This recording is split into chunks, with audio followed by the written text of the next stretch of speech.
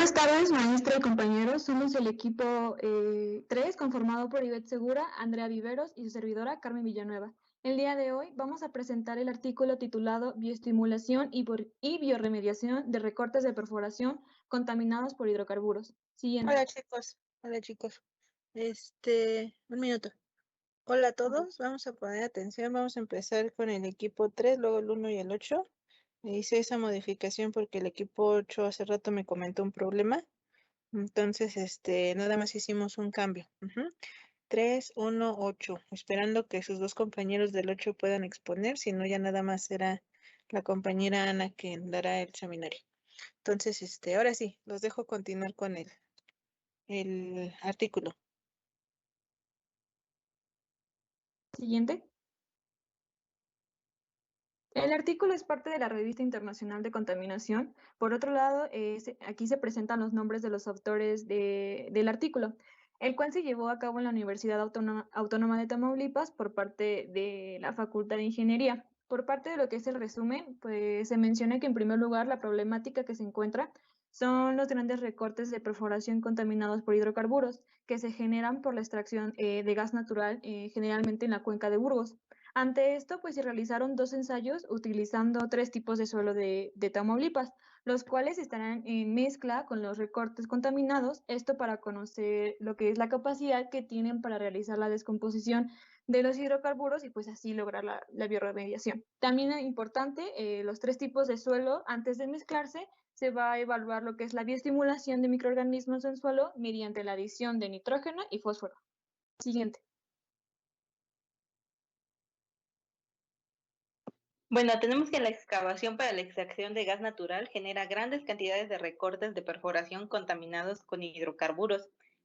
Estos se pueden tratar mediante diversos procesos físicos y químicos, para su remediación, pero estos tratamientos comúnmente son costosos y producen contaminaciones colaterales al ambiente sin que garantice la eliminación. En la cuenca de Burgos, ubicada al noroeste del país, tiene este grave problema de contaminación. Se procesan recortes por tratamientos térmicos ex situ para su remediación y posterior confinamiento. Esto genera que aún tengan remanentes de hidrocarburos en los recortes, además de la contaminación de agua y suelo del sitio de confinamiento, y además de que se requieren altas cantidades de energía, lo cual produce que se quemen una gran cantidad de combustibles. La que sigue, por favor. Como una alternativa para este tipo de procesos tenemos los métodos biológicos o los métodos de biorremediación, que recordemos que se basan en que los microorganismos usan los hidrocarburos como fuentes de carbono. De esta manera los oxidan y transforman en productos metabólicos inocuos como el CO2, el agua o incluso biomasa. Una de las ventajas es que tenemos para este tipo de métodos es que los microorganismos degradadores de hidrocarburos se encuentran en prácticamente todos los suelos.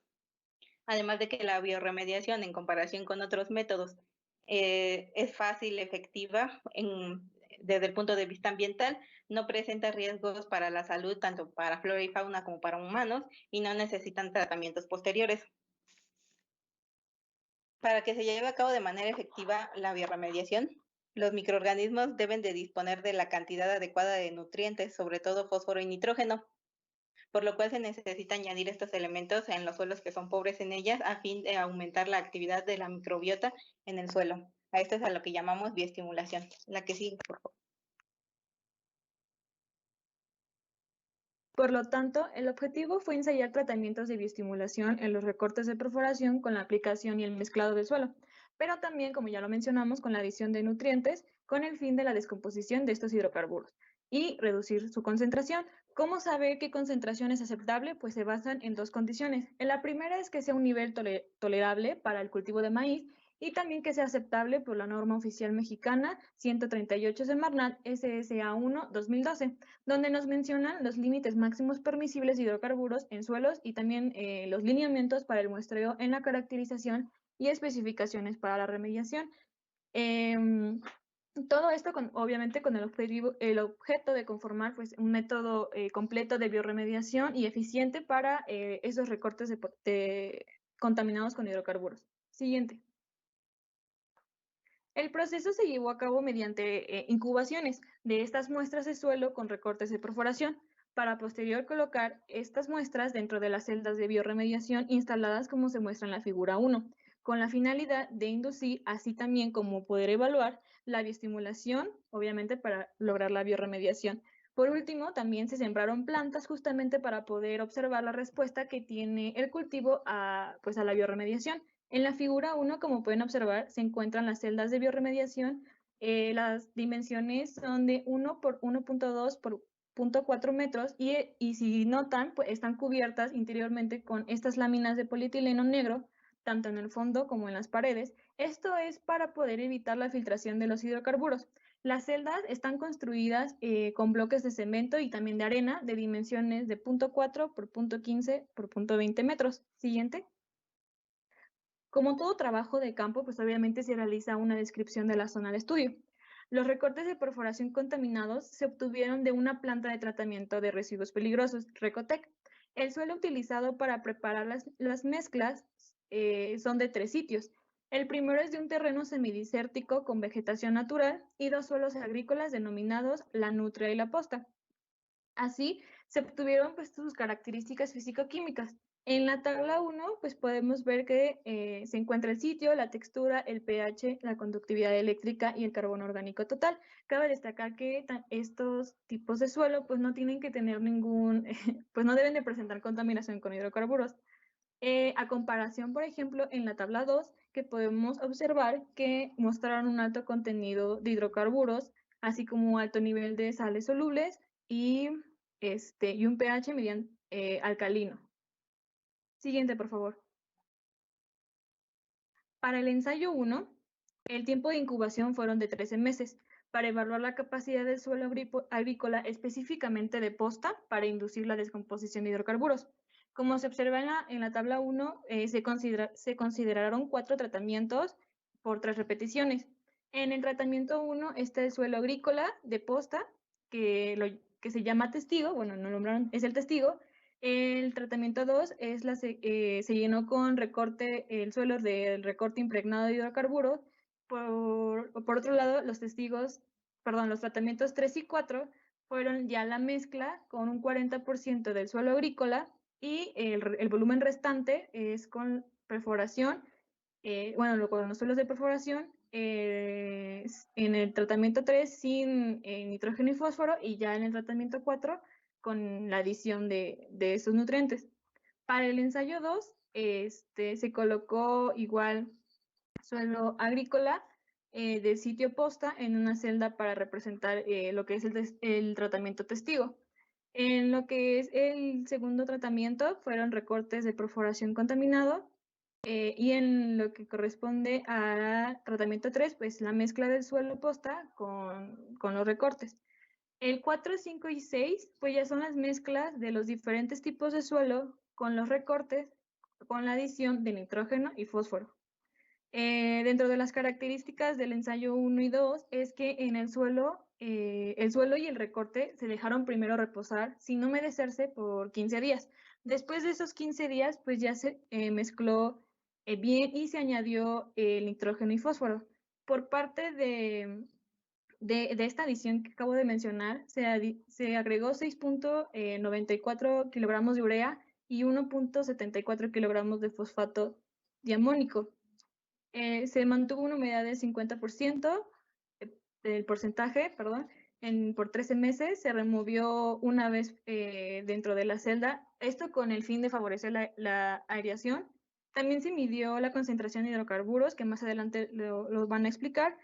También la conductividad eléctrica y por último se midieron en ambos ensayos los porcentajes de germinación y supervivencia, también considerando las alturas de las plantas de maíz en estas celdas. Siguiente, por favor.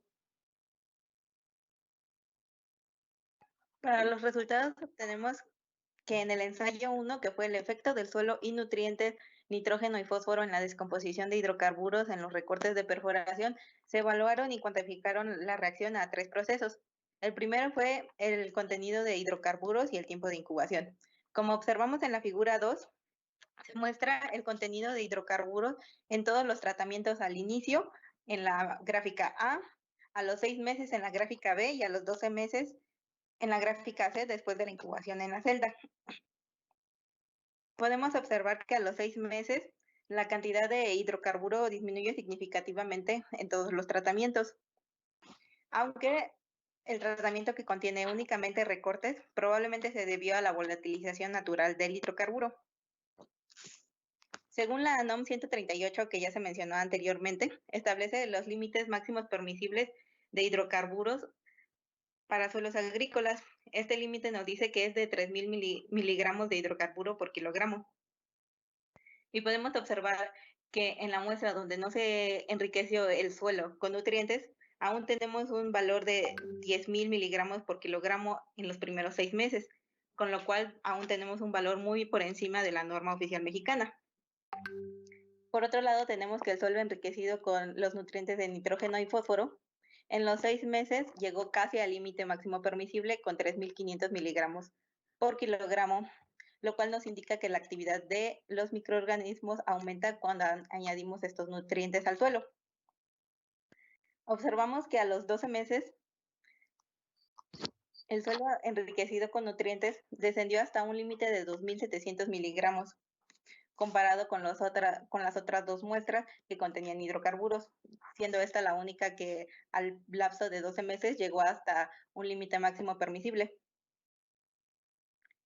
Por otro lado, podemos observar que en las mezclas, tanto de los recortes como los recortes con suelo añadido, a los 12 meses no se logró reducir hasta niveles aceptables, por lo cual podemos comparar la gráfica B con la C, que en los primeros 6 meses la cantidad de hidrocarburos disminuyó significativamente en comparación con los últimos 6 meses, cuando esta disminución de la concentración ya no es tan notoria.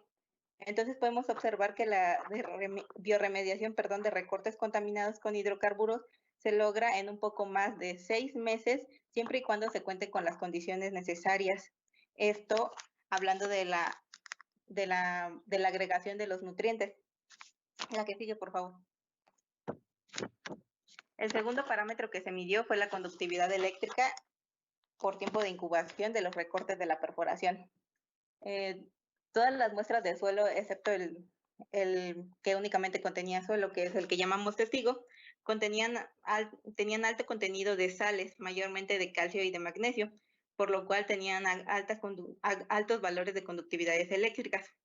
Podemos observar que en los primeros 3 meses después de la incubación, la conductividad eléctrica disminuyó notablemente, lo cual nos indica que también la salinidad en las muestras de suelo disminuye notablemente hasta que llegamos a niveles tolerables para los cultivos. Pero este descenso se debido a que durante las primeras 2 semanas después de la incubación se tuvo una actividad pluvial muy intensa y posteriormente en el lapso de estos 3 meses se tuvo de manera intermitente, según reportes establecidos en Conagua, por lo cual esto ayudó a que la concentración de sales disminuyera. Pero esto no tiene relación con la disminución de la concentración de hidrocarburos, pues como observamos en las gráficas pasadas, en los primeros meses aún se tenían concentraciones muy elevadas del hidrocarburo. La que sigue, por favor. El último parámetro medido para el ensayo 1 es la emergencia, supervivencia y crecimiento de las plantas de maíz que se llevaron a cabo en todos los tratamientos. En la figura 4 podemos observar que los porcentajes de emergencia de las plantas de maíz. Vemos que en el primer mes de incubación únicamente germinan plantas en la muestra testigo, debido a que todas las demás muestras contenían alto contenido de sales, tanto de sales como de hidrocarburos, lo cual impide la germinación. Observamos que después de 3 meses, cuando la conductividad eléctrica disminuye, por lo cual la cantidad de sales disminuye y probablemente disminuyó ligeramente la concentración de hidrocarburo, el porcentaje de emergencia aumenta notablemente comparado con el primer mes. Y en el lapso de 3 y 4 meses, el porcentaje de emergencia no varía significativamente. En la figura 5 observamos que después de 3 meses, la salinidad se mantuvo baja, que es aproximadamente igual a los valores obtenidos en los primeros 3 meses debido a las lluvias. pero la concentración de hidrocarburos se mantiene alta en el tratamiento con recortes y con recortes con adición de suelo, por lo que en el lapso de 13 meses las plantas mueren, por lo cual solamente se observa un porcentaje de supervivencia significativo en el tratamiento enriquecido con nutrientes, nitrógeno y fósforo, que tenemos una supervivencia del 90%. La que sigue, por favor.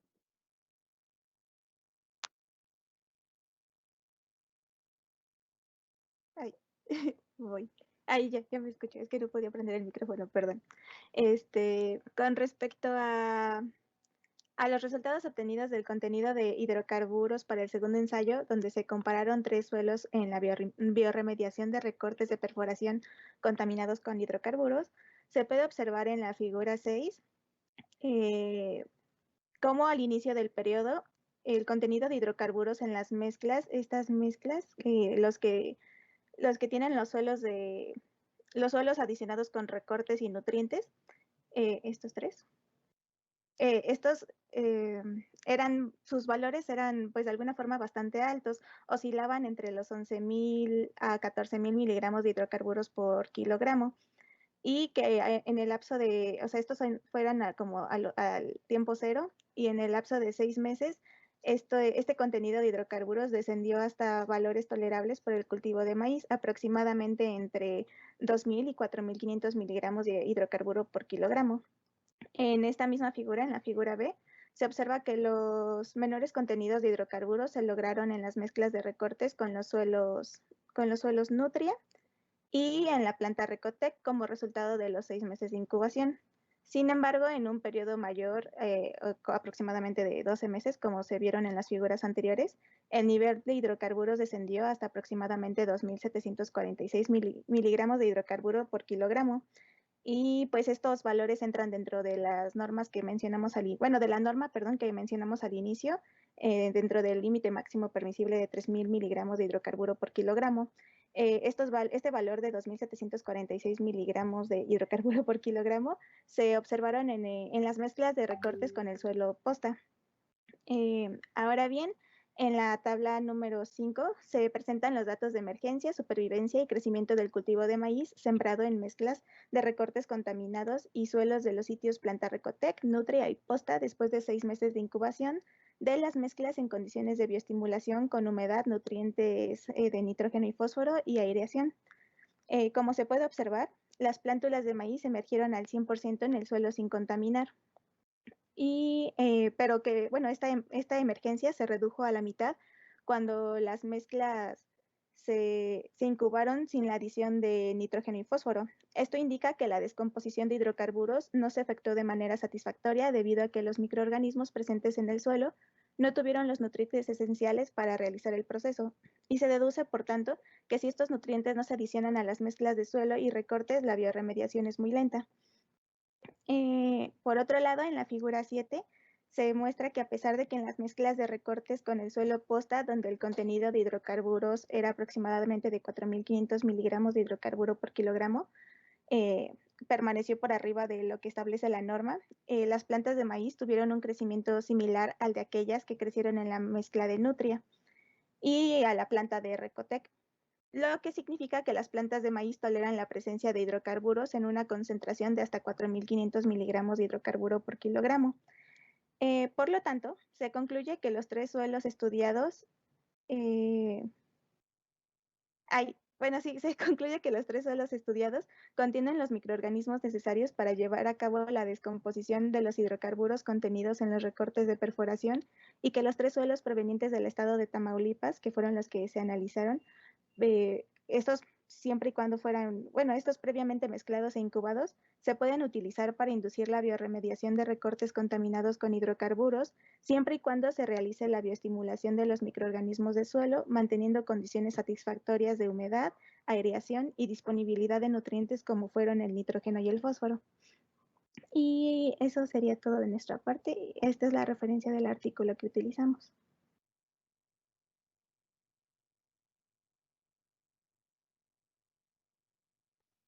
¿Alguien tiene preguntas?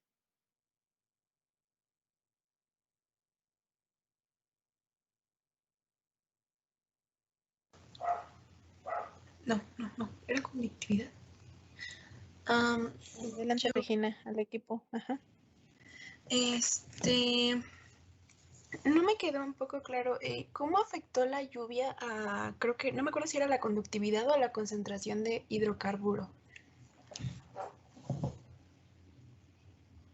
en los primeros 3 Bueno, meses. para empezar, la conductividad eléctrica nos indica la cantidad de sales en el suelo, por lo que tanto lo podemos asimilar las concentraciones, el valor de la conductividad eléctrica a la cantidad de sales en el suelo. Al ser la conductividad eléctrica un parámetro indicativo de la salinidad, nos indica que en los primeros 3 meses, si la conductividad eléctrica disminuye, la cantidad de sales disueltas disminuye debido a la precipitación, lo cual quiere decir que la lluvia pues disuelve y ayuda a transportar las sales, por lo cual se transportan del suelo, por eso disminuye la cantidad.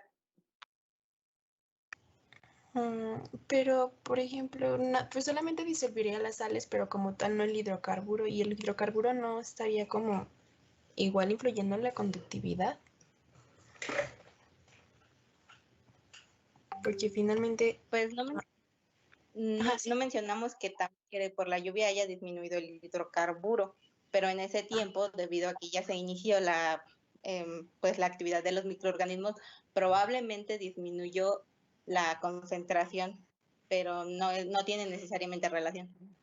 Ok, entonces esa gráfica como tal es de las sales y no del hidrocarburo. Ajá, esa representa únicamente la cantidad de sales, no concentraciones de hidrocarburo. Sí, gracias. Sí, Regina. Sí, gracias. Okay. Sí me escucho, ¿verdad? Sí, sí contestaron bien sus compañeras. Tiene parte de que obviamente va a ir diluyendo las sales y pues todo eso se va a estar lixiviando. Ok, ¿algo más? Perdón, bueno, es que la que anteriormente hizo la pregunta fue Nadia y bueno, ya. Mi pregunta sería que si ellas consideran que dentro de los objetivos que los autores plantean, sus conclusiones son completas, ¿ustedes hubieran agregado alguna otra o creen que son aceptables?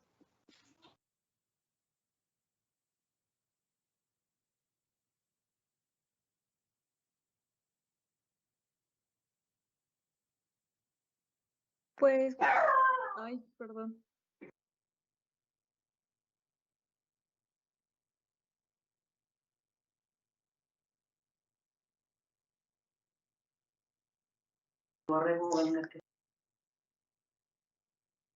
¿Vas a responder, Carmen, o contesto?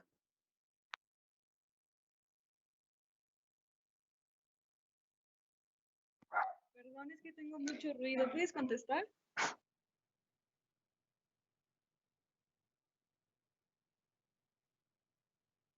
Pues observamos que pues, los objetivos del artículo eran medir cómo afectaba la bioestimulación a diferentes muestras de suelo, cómo afecta la bioestimulación y cómo afecta que no la tenga, además de que cómo afecta en un suelo donde se necesita sembrar plantas y ver si después de la bioremediación esto llega hasta un nivel tolerable según la norma oficial mexicana. Y con todos los estudios que hicieron, sí completaron los objetivos que planteaban, porque se muestra cómo influye en los cultivos, también se cuantifica las diferencias entre concentraciones entre los diferentes tratamientos y se va realizando un conteo de a qué tiempo y con qué eficiencia, digamos,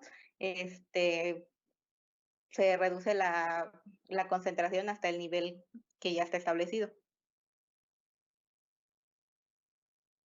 Ok, muchas gracias.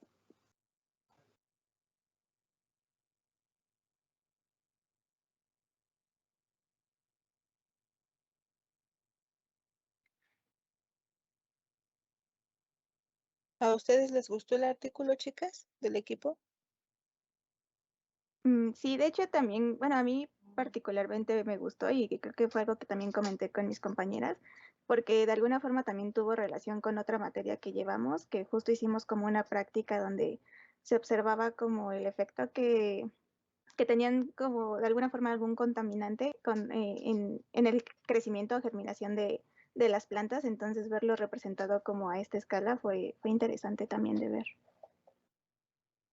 ¿En qué También materia? fue en toxicología ambiental. Ah, ya. Ujú.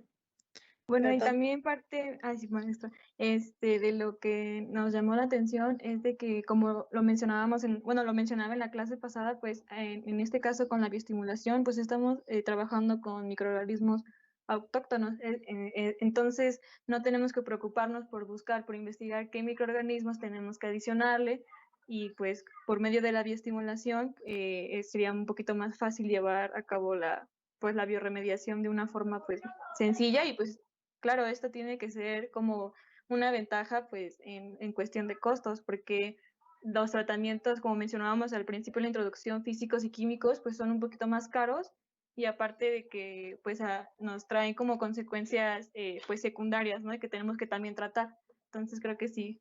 Bueno, las tres sí nos gustó, nos pareció bien el artículo. Ok, sí, está bien, qué bueno que lo vayan integrando con las materias que llevan y se dieron cuenta que todo eso también ya fue más fácil de entender por lo que han aprendido de los microorganismos, ¿no? La clase anterior también les platicaba que se juega mucho con el suelo en concentración de carbono, nitrógeno, fósforo, regularmente 100-10-1 en proporción. Entonces sí, aquí también juegan mucho con eso del nitrógeno, fósforo.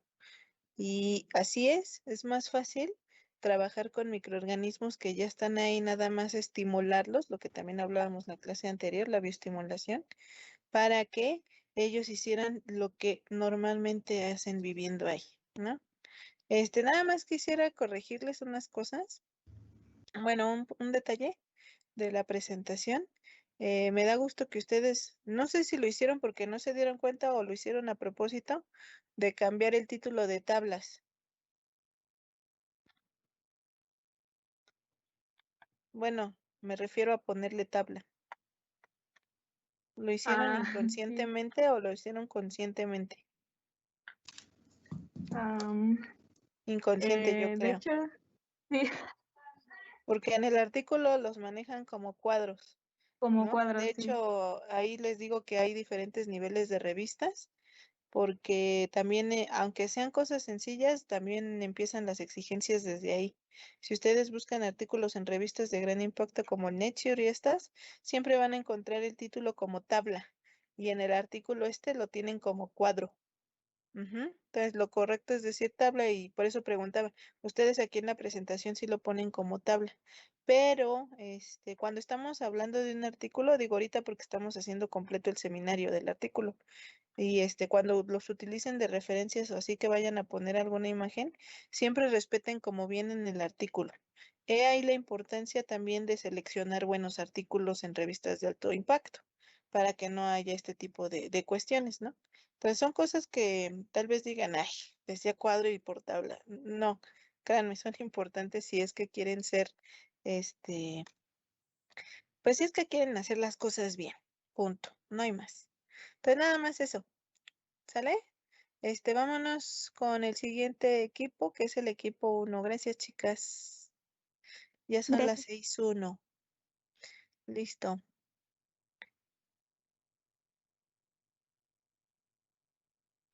Los escuchamos, equipo 1. Sí, vamos. ¿Ya se ve? Yo Sí, ya se ve. veo. De veras, hace rato Vanessa pues escribió que no veía la presentación. ¿Fue solo Vanessa o...? Sigo sin verla, así que solo soy yo, creo. Entonces sálgase, Vanessa. O sea, en el buen sentido, sálgase y vuelva a entrar. Para ver si se le corrige eso. ¿Sale? Ok, equipo 1, adelante. Buenas tardes, profesora y compañera. Nosotros somos el equipo 1 y el artículo seleccionado es producción de enzimas ligninolíticas durante la degradación del herbicida paraquat para hongos de la pudrición blanca. Y los integrantes son Santa María Sánchez Mauricio Axel, Tis Espinosa Pamela, Valdés Méndez Fernanda. Como ya mencioné el título del artículo, este es elaborado, antes pasar a la siguiente, así. Este es elaborado en el Colegio de Frontera del Sur, Tapachula, Chiapas, México, por Reina Camacho Morales, José Luis Gerardo, Karina Guillén Navarro y José Sánchez, y es publicado en la Revista Argentina de Microbiología en el sitio www.elservice.es/RAM el 18 de abril del 2017. Introducción. Las prácticas agrícolas son una de las principales actividades responsables de la liberación de sustancias contaminantes al ambiente. Dentro de ellas, los herbicidas son los plaguicidas más utilizados. El paraquat es un herbicida no selectivo y no sistémico que actúa sobre el fotosistema, específicamente en el cloroplasto. Primero ocasiona la formación de radicales libres y posteriormente reacciona con el oxígeno y produce radicales de superóxido, los cuales fragilizan y desintegran los tejidos y las membranas del. El paraquat es altamente persistente y se inactiva por completo al entrar en contacto en el suelo, por lo que se almacena en este. Un método ecológico y viable de bioremediación de este tipo de compuestos es el uso de macromicetos, el cual aprovecha la capacidad metabólica de este agente para transformar o mineralizar contaminantes orgánicos y compuestos recalcitrantes en sustancias menos peligrosas. Los hongos de la podredumbre blanca, HPV, han sido los más estudiados, ya que son conocidos por su capacidad para metabolizar una amplia variedad de compuestos orgánicos persistentes y por demostrar una elevada capacidad degradativa, debido a que toleran altas concentraciones de contaminantes. Siguiente, por favor. Bueno, el objetivo de este trabajo fue evaluar la capacidad de especies de hongos de la pudrición blanca para degradar el herbicida paraquat y analizar la influencia de este compuesto en la producción de enzimas ligninolíticas por parte de estos hongos. Esto es debido a que se ha encontrado que los hongos de la podredumbre blanca son capaces de degradar compuestos contaminantes que poseen estructuras similares a la lignina, como es el caso de este herbicida. Ok, materiales y métodos. Como material biológico se emplearon 8 cepas de hongos de la pudrición blanca depositados en la colección microbiológica de Ecosur Tapachula, México. Estos se cultivaron en caja Petri con agar extracto de malta y se mantuvieron a 28 grados Celsius hasta la colonización completa de la caja. En la diapositiva podemos observar los 8 tipos de cepas empleados. Lo que se encuentra entre paréntesis es la clave que se utilizó para cada cepa y en la parte superior se encuentra el nombre científico de cada uno.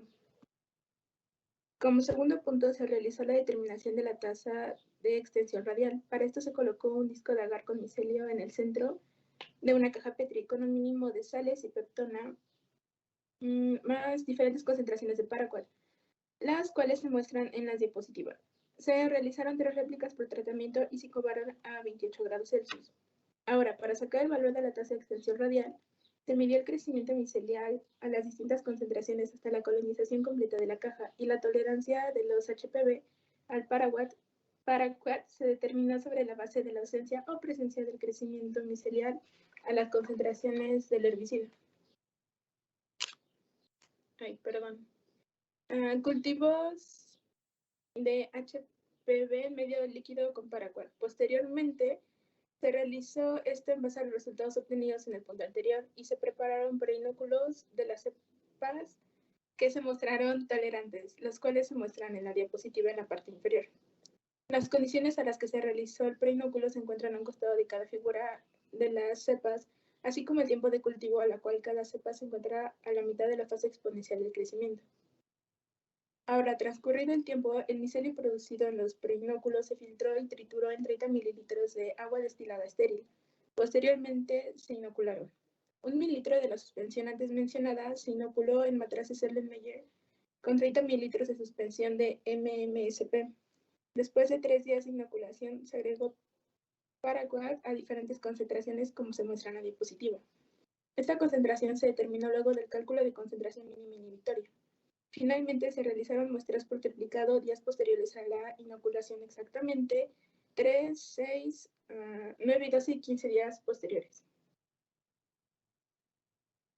Para la determinación de la concentración del paraquat se empleó 2 mililitros de agua más 0.5 mililitros de glucosa utilizado como agente reductor más 0.5 mililitros de muestra. La mezcla se calentó en baño María a 70 grados Celsius por 5 minutos y se midió la absorbancia a 600 nanómetros. Para la actividad enzimática se determinó mediante No es cierto. Posteriormente se determinó la actividad enzimática para las enzimas lacasa, magnesio peroxidasas, lignina peroxidasa, aril, alcohol oxidasa y peroxidasa versátil a partir del micelio obtenido del punto anterior. Asimismo, se monitoreó el nivel de absorbancia, el cambio que presentaba, mediante la actividad enzimática correspondiente.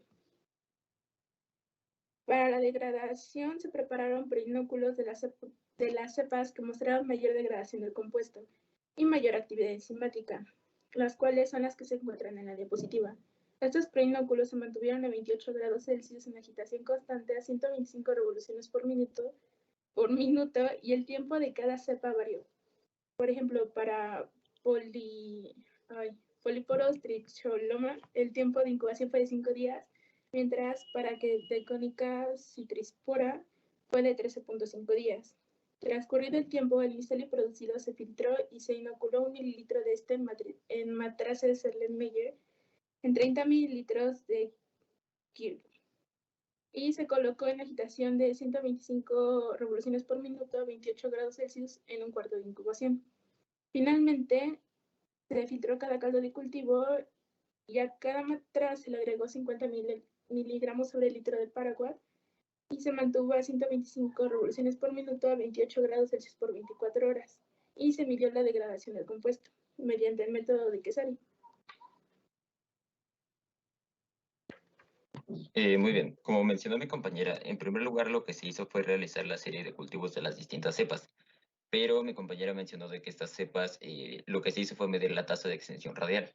En este caso, para los resultados, como todos fueron realizados por triplicado, lo que se hizo fue realizar un promedio de la inhibición que tiene el paraquat en cada una de estas cepas. Como se mencionó, se utilizaron 8 cepas distintas, de las cuales 4 tuvieron inhibición en las concentraciones mínimas de 50 miligramos por litro, mientras que de las 4 restantes hay 2 de esas cepas que lograron crecer hasta los 150 miligramos por litro y 2 de ellas únicamente lo hicieron a los 50 miligramos por litro.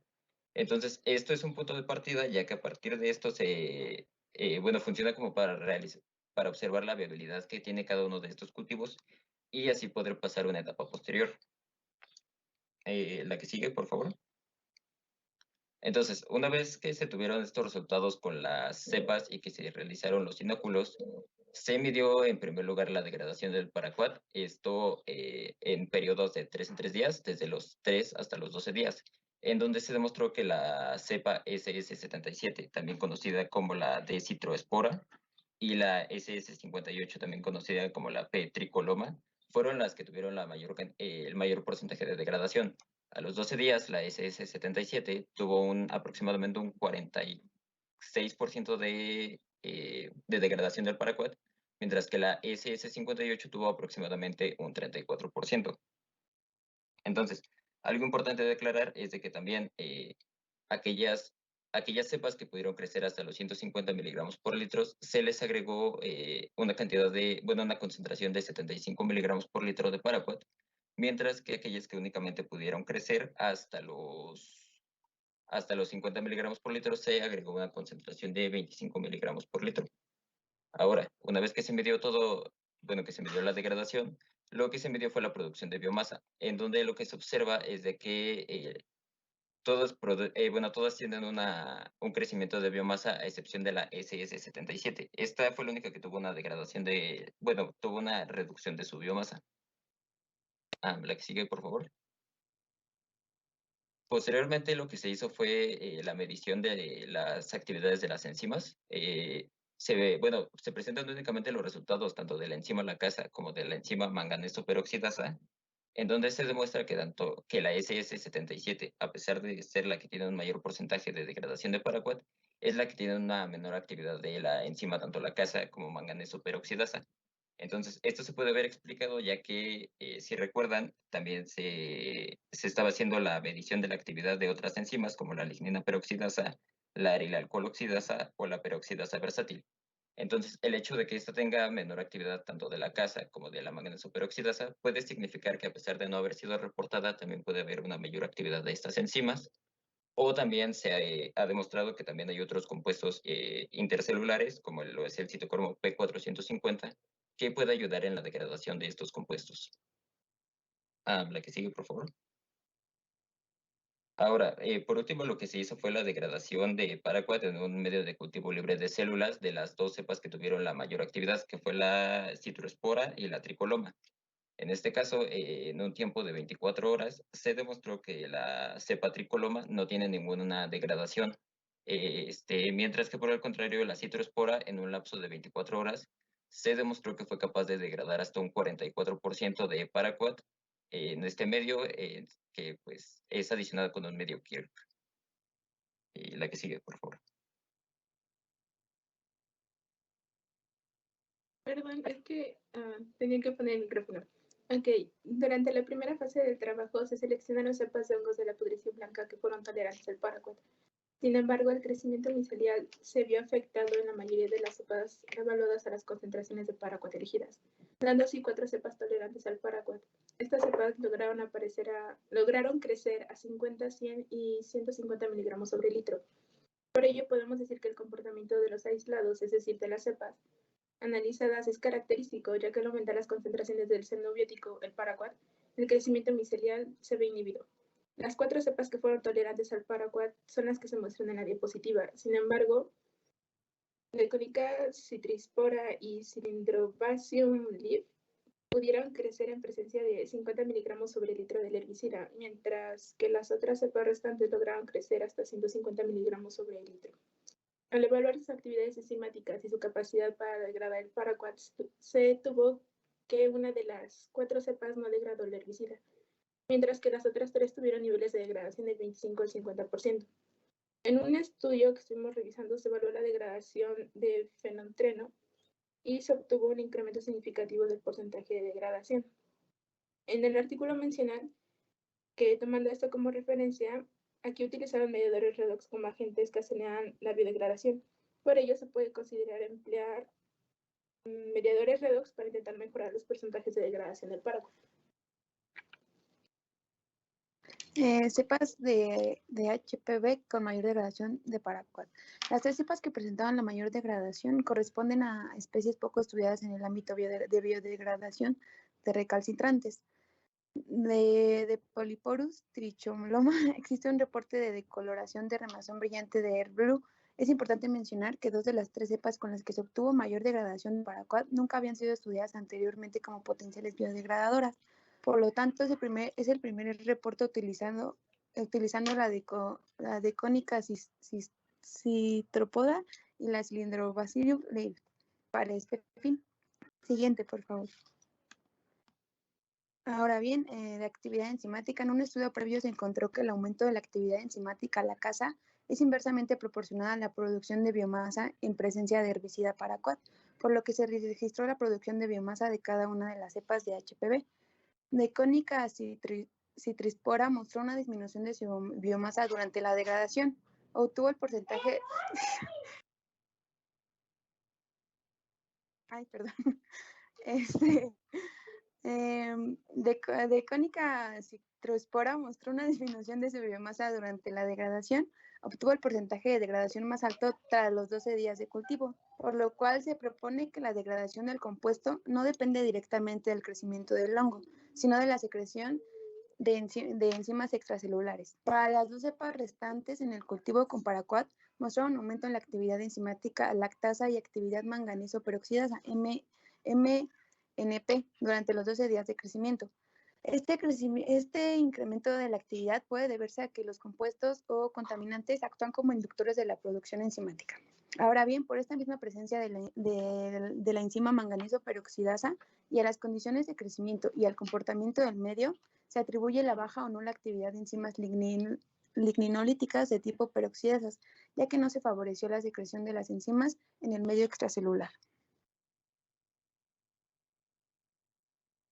Y bueno, por último también tenemos que en los sistemas ligninolíticos ya hay estudios previos que pueden datar desde la década de 1990, aunque hay mayores a partir del 2008 hacia adelante, en donde también funcionan como un punto de comparación, en donde se indica que la composición de las enzimas de cada uno de los sistemas ligninolíticos es variable dependiendo de cada una de las cepas. Es decir, cada cepa puede producir en mayor o menor medida otras cepas que a su vez otra cepa pueda ser incapaz de producir. y pues estas enzimas serán selectivas con los diversos compuestos que componen a la lignina, por lo que pues estas variaciones en cuanto a las enzimas son lo que puede llegar a producir también la variación en cuanto a la degradación de los contaminantes. Por otro lado, también la secreción de las enzimas extracelulares ocurre a niveles limitados tanto de carbono como de hidrógeno. Esto puede ser explicado también gracias a los cultivos que se utilizaron, ya que, pues, por ejemplo, el cultivo Kirk posee fosfato monopotásico, sulfato de manganesio, cloruro de calcio y nitrato de amonio, lo cual, pues, también la concentración de cada uno de estos compuestos puede ayudar a la mayor secreción de estas enzimas. Y por último, también, bueno, también la producción de las enzimas en presencia de es óptima en la presencia de grandes cantidades de oxígeno, pero también se ve suprimida por la agitación. Entonces, en este caso, podemos suponer de que el método que fue utilizado no es el más óptimo. Son procedimientos en el que, de hecho, son los primeros procedimientos utilizados para la degradación de paraquat, por lo que, pues, este no es el método más efectivo, ya que, si bien recuerdan, ambos métodos, bueno, los métodos de degradación utilizan la agitación. Y pues por último también los estudios realizados en el año del 2011 demuestran la efectividad de otros 4 tipos de 4 cepas del hongo Auricularia fuchsiosuccinea, encontrando de un 94 a un 100% de la efectividad de remoción, pero esto en 100 días de incubación.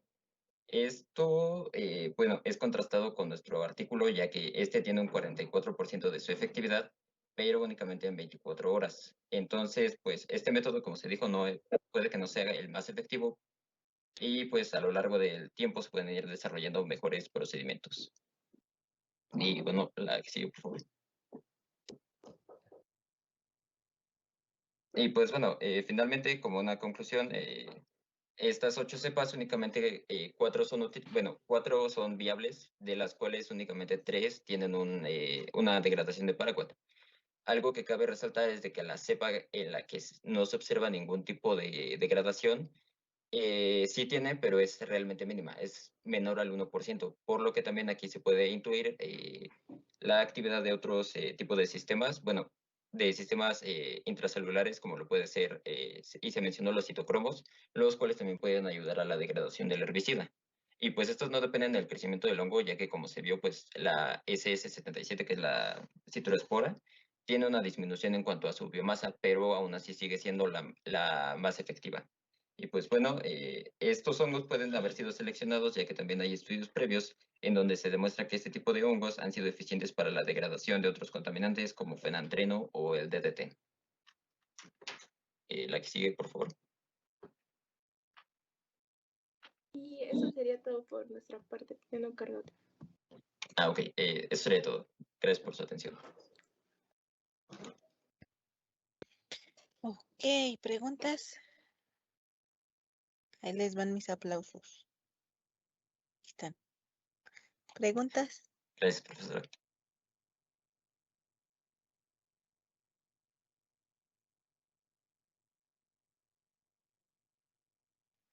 No, chala, creo que se durmieron sus compañeros.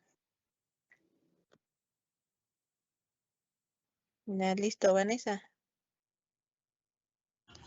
Yo sí, creo que, bueno, no sé si lo menciona el artículo, pero bueno, primero, los hongos están metabolizando el herbicida, y la otra, ¿qué disposición final tendrían los hongos?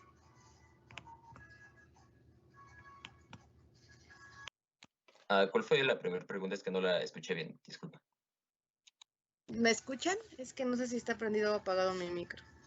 Sí, sí está prendido, es solo que no escuché bien la primera parte de tu pregunta, disculpa. Ok, no sé si lo menciona el artículo, pero ¿lo metabolizan los hongos o dentro de su sistema, o qué es lo que pasa, o no lo menciona el artículo? Es que estos hongos lo que hacen es de que secretan estas enzimas. Estas enzimas son extracelulares, entonces la secreción de este tipo de enzimas es lo que provoca que se dé la degradación. Estos hongos originalmente, se ha demostrado que pueden crecer en cortezas de árboles, entonces lo que hacen es de que ahí es donde se secretan sus enzimas y pues se da la degradación. Entonces a partir de eso, como la lignina es un compuesto que es muy ramificado y tiene una gran cantidad de compuestos, lo que ocurre es de que se halló su utilidad debido a las distintas enzimas. Y por otro lado, mencionabas, me parece, la disposición final de los hongos. No es mencionada, la verdad, una disposición final de hongos. Bueno, no sabría responderte realmente en cuanto a la disposición final. Ya me respondiste, pero como no lo degradan, sino que es extracelular, pues no tendría una disposición final como un residuo peligroso. Así que muchas gracias. Más bien, Ah, o ok. sea, sí lo degradan, pero la degradación es porque ellos expresan las enzimas. No lo absorben al contaminante, no absorben el herbicida, sino que lo producen las enzimas como cualquier microorganismo de los que hemos hablado, como proteolíticos, como celulolíticos. En este caso estamos hablando de la lignina, entonces ligninolíticos. Y esas enzimas los producen los hongos y por eso se hace la degradación, pero no es que ellos absorban el contaminante como para decir, como una planta que hace fitorremediación, ¿no? El lirio acuático, que sí absorbe y se queda dentro de ella, ahí sí estaría lo de cuál es la disposición final. Pero en este caso, estos microorganismos, pues yo les menciono como los proteolíticos y todo esto de lo que hemos hablado, pues es que expresen nada más las enzimas para que ocurra la degradación. ¿Sale? Sí, profesora. Regina tenía la mano, ¿ya no? No, profesora, mejor para el siguiente seminario. Ah, qué chillona, Regina. No, es No, que, no es cierto. bueno, mejor les digo la verdad. Como que al principio me hice bolas y, o sea, como que, bueno, también el título, me fui por el título que pensé nada más específicamente que iba a ser como, o sea, que nada más estaban evaluando como actividad enzimática, algo así, o sea, por así decirlo, que así lo había entendido yo. Y como que nunca, bueno, al principio no le vi ligado que iba hacia la bioremediación, pero ya al final como que en los resultados y al ver que en las palabras claves que viene en su artículo ya vi que sí decía bioremediación, pero como que me hice bolas. Pero nada más era eso, o sea, que tenía la duda que, o sea, que yo me había hecho bolas, o sea, nada más quería decirles eso, pero pues ya al final ya entendí. Ok, ¿alguien más?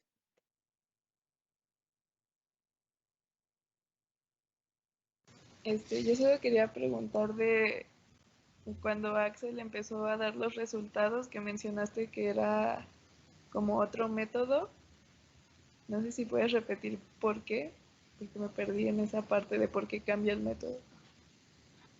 ¿Te refieres a que por qué se reporta como porcentaje de inhibición? Sí. Es que, o sea, a pesar del crecimiento se reporta pues en su mayoría como un porcentaje de inhibición, esto como para evaluar la viabilidad de cada una de las cepas. Es decir, pues si no crecen no tiene ningún sentido el seguir utilizando esas cepas, por eso es de que se reporta en lugar de una extensión como un porcentaje de inhibición a distintas concentraciones. Ya, vale, gracias, Axel. Por nada.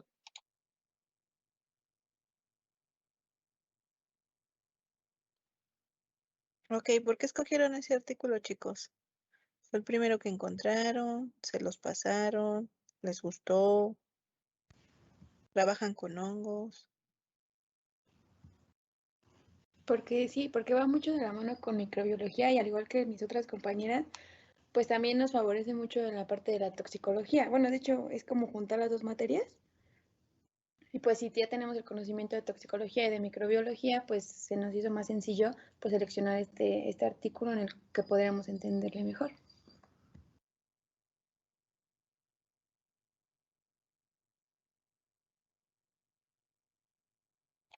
Bueno, de manera personal, mientras estábamos buscando algunos artículos, este se me hizo especialmente interesante, pues creo que se suele hablar mucho como de remediación, pues ya sea con plantas o con bacterias, pero pues el hecho de utilizar hongos también me resultó algo muy importante. Bueno, me resultó muy interesante el hecho de que a partir de estos hongos que degradan la lignina y pues como producen una gran cantidad de enzimas, pues este también tiene otras aplicaciones para bueno, para la degradación de otra serie de compuestos que pueden resultar como contaminantes. ¿Entendieron bien lo de la actividad enzimática, por ejemplo, de la lacasa?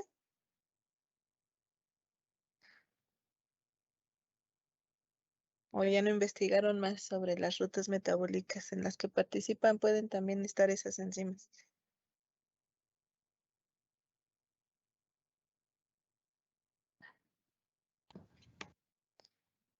Se vale decir, que no investigaron más. Yo creo que no, ¿verdad? Ya se quedaron callados. Nos limitamos un poco a esto. Es que en cuanto a la casa, yo únicamente había escuchado para la degradación de esto. No había escuchado que pudiera participar en otra ruta metabólica, la verdad. Ok, bueno, gracias chicos. Equipo 8, ¿qué me dicen? ¿Están listos? Sí, ya voy. ¿Sí? Ok. Me da gusto, pues adelante. Gracias. En lo que ponen la presentación sus compañeros, el primer artículo, si se dieron cuenta, fue evaluar actividad, que es más o menos lo que ustedes van a hacer con la última práctica de mineralización de plaguicidas, trabajar con suelo contaminado, ¿no? Testigos de suelo sano, suelo contaminado. Y en este segundo artículo fue probar más bien actividad y se utilizaron medios de cultivo y evaluaron eso, ¿no? Crecimiento, lo que preguntaba al final Mariana. ¿Qué era eso de inhibición? Si el microorganismo se veía inhibido por ese contaminante, pues no va a crecer, ¿no? También en otros artículos se le menciona mucho eso como porcentaje de remoción. También se puede evaluar cuánto se está biodegradando, ¿no? Entonces, de hecho, en la práctica de hoy que les voy a explicar, vamos a ver eso. Vamos a hablar de biodegradación de surfactantes. Entonces, es similar en ese sentido que estos microorganismos utilizaron al paraquat como fuente de carbono. Nosotros vamos a hablar en el laboratorio de cómo los microorganismos pueden utilizar al detergente, en este caso los surfactantes, como fuente de carbono, ¿no? Entonces, ok, equipo 8, adelante. Sí, ya se ve. Yo sí veo. Sí, No sí sé se sus ve. compañeros. Ok. Bueno, buenas tardes. Somos el equipo 8. Vamos a exponer el seminario de bioremediación y está compuesto el equipo por Mateo Díaz Anacaren y un servidor, Pasarán Carrezosa Edgar Eduardo.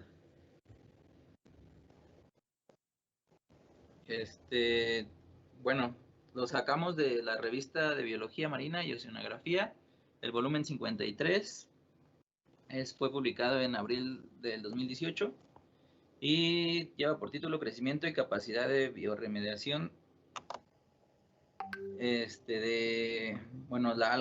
la microalga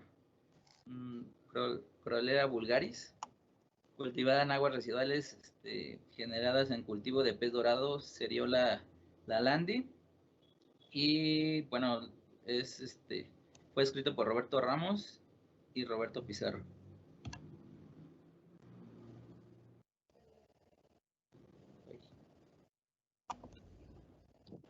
Bueno, sí. La acuicultura a escala comercial es una actividad productiva que puede ser calificada de reciente, puesto que lleva apenas 30 años aproximadamente. En muchos sistemas de producción en estanques, por ejemplo en la piscicultura, solamente el 20% de los nutrientes suministrados son asimilados y el resto permanece en los sedimentos o es liberado en el efluente. Por lo tanto, los efectos que tiene el efluente en el ambiente se pueden resumir en la disminución en la concentración del oxígeno disuelto, aumento en la concentración de sólidos, aumento en la demanda biológica de oxígeno, aumento en la demanda química de oxígeno, aumento de nitrógeno en sus diferentes formas químicas, como son el amonio, nitrito y nitrato, también en el fósforo y crecimiento exagerado de algas y la eutrofización. La aplicación de microalgas en el tratamiento de aguas residuales data aproximadamente desde 1940, cuando se reportan los primeros estudios sobre la posibilidad de cultivos masivos de microalgas para tratar efluentes industriales. Bueno, el objetivo fundamental de la aplicación de microalgas para el tratamiento de aguas residuales es la utilización y biotransformación de los nutrientes a biomasa, además de la remoción de amonio, nitritos y nitratos y fosfatos. El aumento de pH también favorece la precipitación de los fosfatos y la oxigenación del agua y la oxidación de la materia orgánica reduce los organismos patógenos y la recuperación del oxígeno. y la recuperación del oxígeno liberado en el proceso fotosintético, entre otros beneficios. Bueno, la selección de la cepa de microalga es un aspecto muy importante si se quiere tener un crecimiento adecuado y una óptima capacidad de remoción de los nutrientes. Por su parte, el autor Chacón evaluó la eficiencia de las microalgas Chlorella sp y tuvo concluyendo en que el uso de clorela presenta un potencial para el tratamiento de aguas residuales.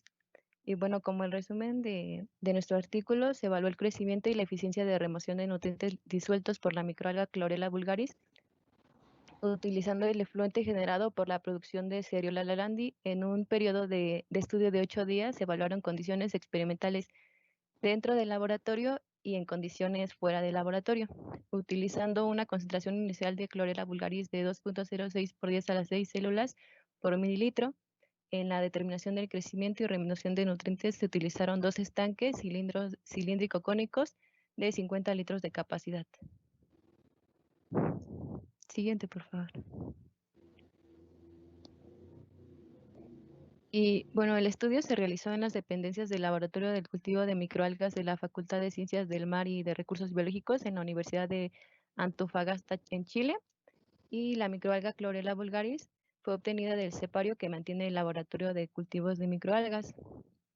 Bueno, en la primera etapa del estudio se realizó el crecimiento de las microalgas en condiciones de laboratorio hasta llegar a la concentración de 2.06 por 10 a la 6 de células por mililitro, partiendo desde la cepa hasta un bidón de 20 litros de capacidad.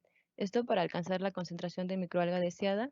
Y bueno, se inoculó la cepa de Chlorella vulgaris en matraces de 2 litros con agua de mar filtrada a 1 micrómetro, autoclavada y enriquecida con medio de cultivo F2, Gillard. Bueno, el cultivo se llama Gillard y es un cultivo que está enriquecido con diferentes nutrientes como nitratos. Sí. Y se siguió el crecimiento durante 10 días. Y bueno, en la segunda etapa, en la etapa experimental, se evaluó la capacidad de crecimiento y eficiencia de eliminación de los nutrientes de Chlorella vulgaris en condiciones de tanto dentro del laboratorio y tanto fuera del laboratorio, bueno, en condiciones exteriores. Siguiente, por favor.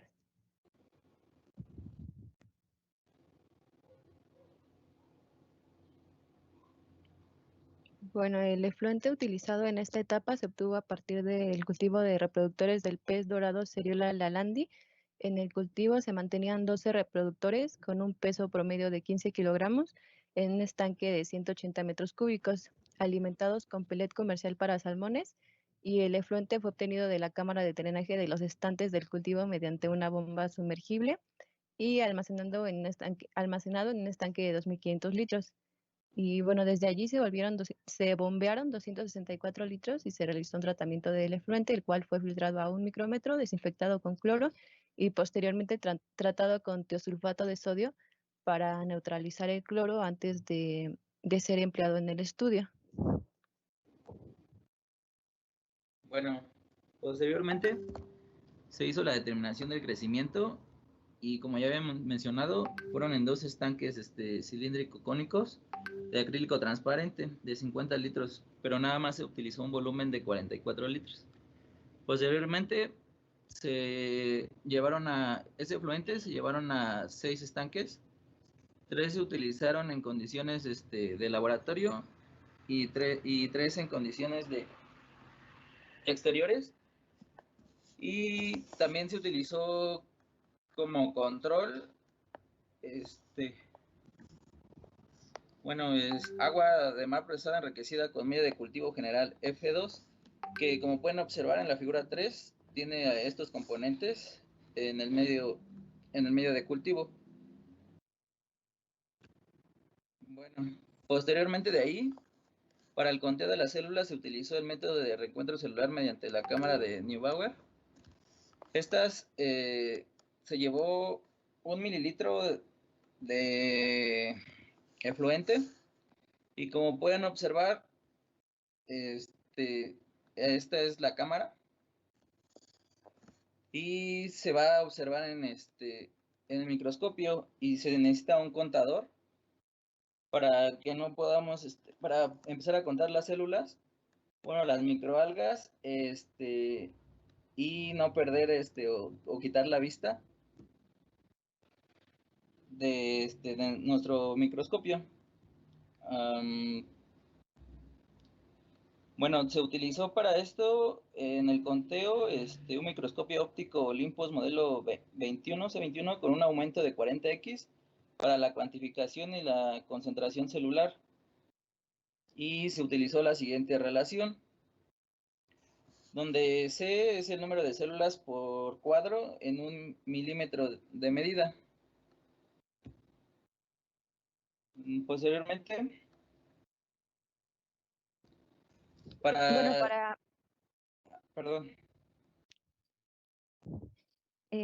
para evaluar la eficiencia de remoción de los nutrientes se utilizó la reacción propuesta por Paniagua, Michael y García, donde, como podemos ver, bueno, CA es igual a la concentración del nutriente en el afluente y C es la concentración del nutriente en el efluente.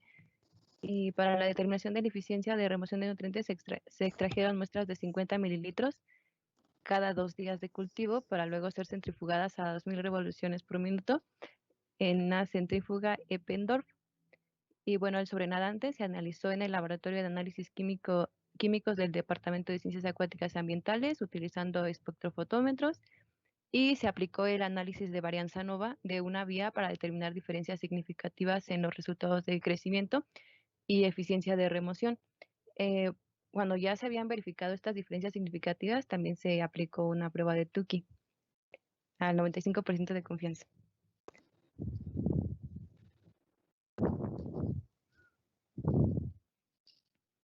Bueno, los parámetros físico-químicos medidos como bueno, aquí tenemos las horas que fueron a las 11, a las 16 horas y las 18 horas. En ambas condiciones se muestran en las tablas. Y bueno, los valores de pH en la etapa experimental con condiciones dentro del laboratorio se mantuvieron estables. Cada microalga presenta un pH óptimo para su cultivo, el cual es entre 7 y 8. Y bueno, se menciona también que autores como Rickman y Mora concluyen que el pH óptimo para la Chloriolis vulgaris se encuentra en un rango óptimo de entre 8 y 9. Y bueno, en el caso de la salinidad en la condición experimental y en condiciones en el laboratorio, tuvo un comportamiento constante, mientras que en las condiciones exteriores la salinidad registró un valor máximo de 38.65. Esto fue a las 16 horas. Y este valor se explica por las altas temperaturas registradas para esta condición, provocando pues evaporación en el medio y así aumentando la concentración de las sales. Los valores de salinidad en las dos condiciones exceden el rango de salinidad para el crecimiento óptimo de las microalgas. Este rango pues va entre 25 y 35, por lo que podemos deducir que Chloriolis vulgaris es una especie que presentó una buena capacidad de adaptación a las variaciones de salinidad durante un periodo experimental.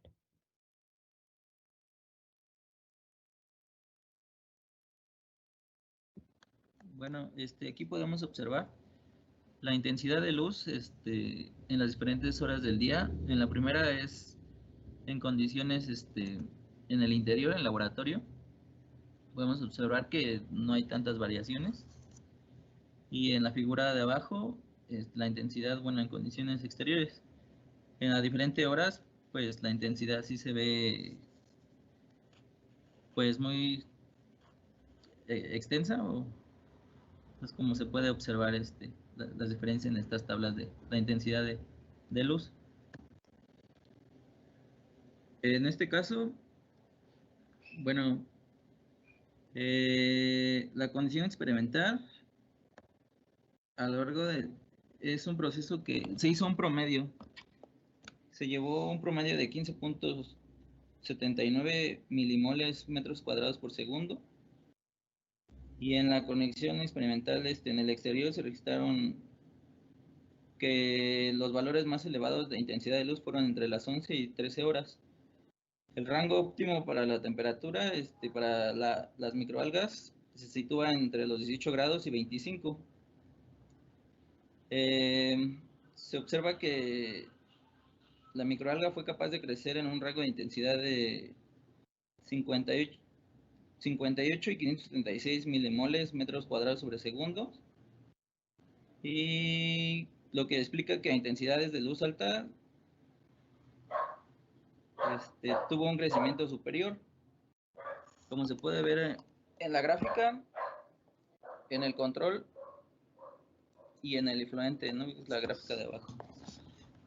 Posteriormente, están relacionadas la detención del crecimiento y la intensidad de luz que sean óptimas, y el rendimiento de crecimiento de microalgas desde el día 4 hasta el 8 fueron declinando. Pasando el punto de la saturación de luz, se alcanza el punto de fotoinhibición, que resulta perjudicial para las mismas células, incluso la muerte, implicando pérdida de eficiencia y productividad del cultivo. Bueno, el crecimiento de las microalgas, así como de los organismos acuáticos, pues depende de la variedad de los factores ambientales. En este caso, como habíamos mencionado, la temperatura, el pH, la iluminación. Podemos observar que en ambos los medios el crecimiento fue gradual. Se identificó las fases de inicio de crecimiento, que para la microalga vulgaris con el efluente fue de hasta 6 días de cultivo, mientras que en los estanques con los controles fueron hasta los 8 días. El tratamiento con efluente se inició el día 6 hasta el día 7, mientras que en el tratamiento con F2 esta fase se verificó después del día 8. Por su parte, la curva de caída se inicia a finalizar el día 7 y con el control fue hasta el día 15.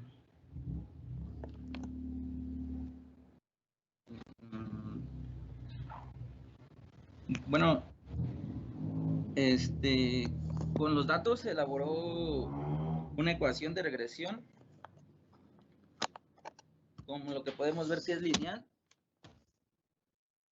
entre las dos variables, siendo representada por la ecuación que es y igual a 2.4 más 0.47 con un índice de correlación positivo que fue R igual a 0.90 para el cultivo de control. Bueno, en este estudio los parámetros físico-químicos se mantuvieron constantes, y en el caso de la temperatura, su máximo fue por encima de la óptima para cada especie. Y como ya habíamos mencionado, la fotorrespiración reduce la productividad global, lo cual fue constatado por la reducción del crecimiento en el cultivo a partir del día 2. En el sentido de que los mejores resultados del crecimiento y la remoción se obtienen con un efluente filtrado y desinfectado. También hay otros aspectos que se deben de considerar en la asociación de microalgas, como el tipo de cultivo y la interacción con las microalgas y las bacterias, lo que constituye un consorcio microbiano. Y esta interacción no fue evaluada en este trabajo, pero es importante que se revise para futuras consideraciones.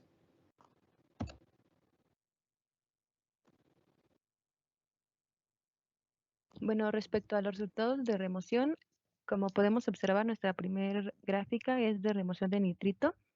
Y bueno, la remoción de nitrito en ambas condiciones experimentales, como podemos observar, pues no presentaron diferencia significativa en el transcurso de los días del cultivo, logrando en condiciones del interior del laboratorio una remoción total del 91.67%, mientras que en condiciones fuera del laboratorio fueron de 88.41%.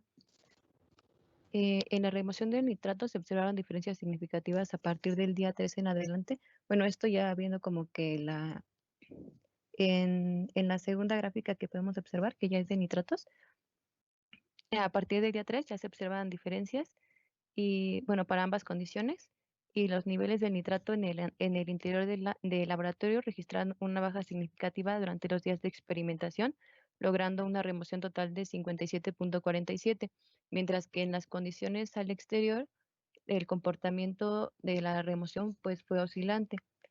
La remoción de las diferentes formas del nitrógeno, como el amonio, nitrito y nitrato en el cultivo microalgal, tienen un comportamiento secuencial. El nitrito y el nitrato no son absorbidos por las microalgas hasta que el amonio en su gran mayoría es consumido. Y bueno,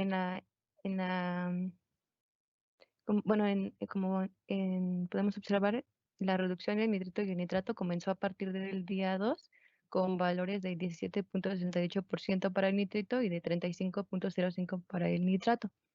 Y posteriormente la eliminación del nitrito y el nitrato en ambas condiciones experimentales aumentó y se registraron valores finales, como ya había mencionado, de 91.77 para el nitrito en condiciones dentro del laboratorio y en el día 8 esto fue, y para condiciones fuera del laboratorio ya fue de un valor de 88.41.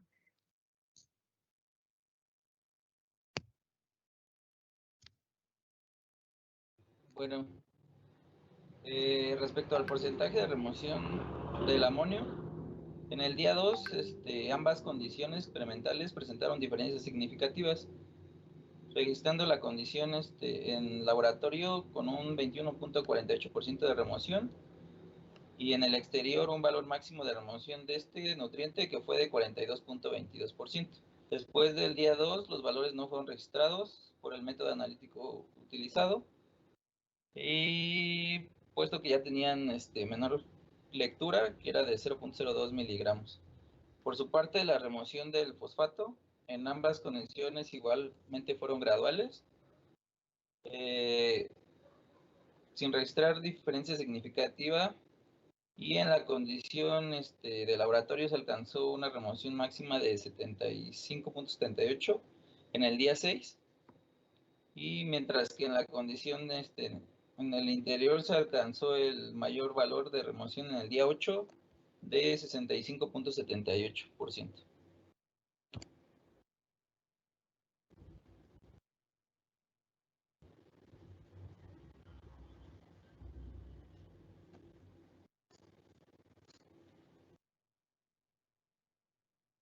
Bueno, y finalmente, los resultados alcanzados en el estudio permiten concluir que la aplicación de microalgas para la absorción de nutrientes fue eficaz, presentando incluso mayor velocidad de remoción de nutrientes que las macroalgas. Esto si se compara con los resultados alcanzados por otro estudio que aquí nos mencionan. Y bueno, siendo que estas últimas presentan diferencias tanto estructurales como fisiológicas con las microalgas. Y bueno, también que se considera que las microalgas poseen un potencial de fitorremediación más los múltiples usos que se le da a su biomasa. Sin duda que los resultados obtenidos incentivan a la utilización de Chlorella vulgaris en la remoción de nutrientes originados en la actividad piscícola o de otras industrias que generen efluentes con estas características, permitiendo así minimizar el impacto ambiental que estos provocan en los sistemas hídricos naturales, además de otras posibles aplicaciones que se les puede dar.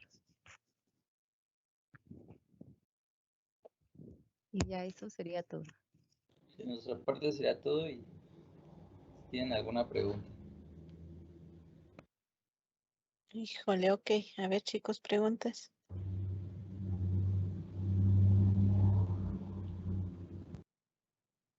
Que no.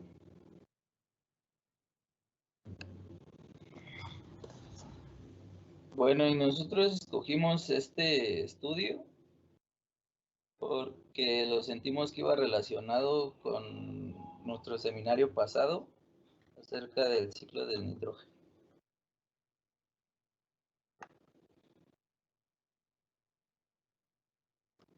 Y ya. Ok, chicos, creo que sus compañeros se durmieron. Gracias, hasta aquí le dejamos. ¿Mande? ¿Iba a decir algo? ¿Conocen otras aplicaciones para ese tipo de microalgas o microalgas en general, de las ya que se mencionaron? Bueno, pues al inicio en la introducción se mencionaba que ya habían estudios posteriores que se habían hecho con esta alga y había como que un porcentaje pues considerablemente bueno de remoción en aguas residuales, y por eso quisieron utilizarla en este estudio.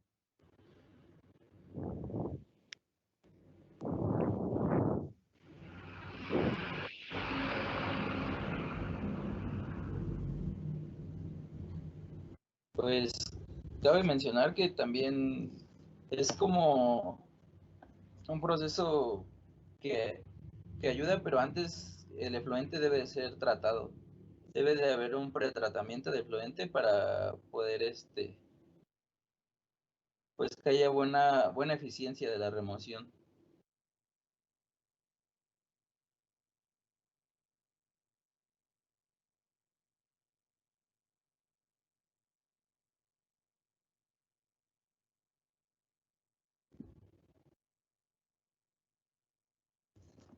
¿Ya se fueron?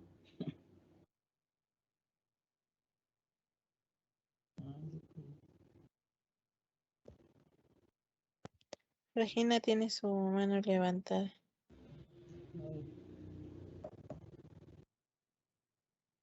Perdón, es que se me trabó esto. Solo era una pregunta que, o sea, aquí en el artículo se menciona que iba a ser estudiado de indoor y outdoor, pero, o sea, ellos nada más lo dejaron así, o sea, eso sí existe que esos estudios se llamen así, o pues, o sea, que básicamente son, Pues, ajá, condiciones de laboratorio y condiciones externas.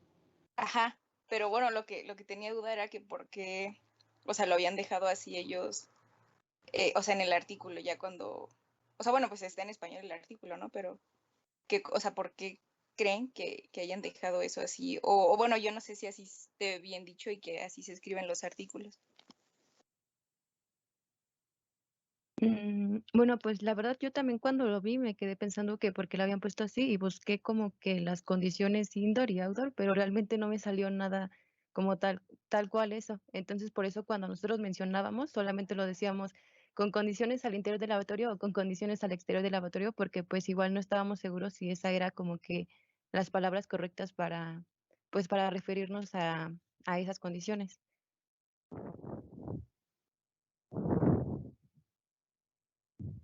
Sí, es. Ok, muchas gracias.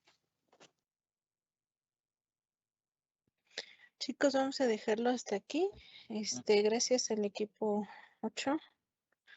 Y vámonos unos 5 minutitos. Nos vemos a las 7 en el laboratorio. ¿Sale? Sí. Los quiero participando porque voy a preguntar mucho de una vez, les digo. Vámonos.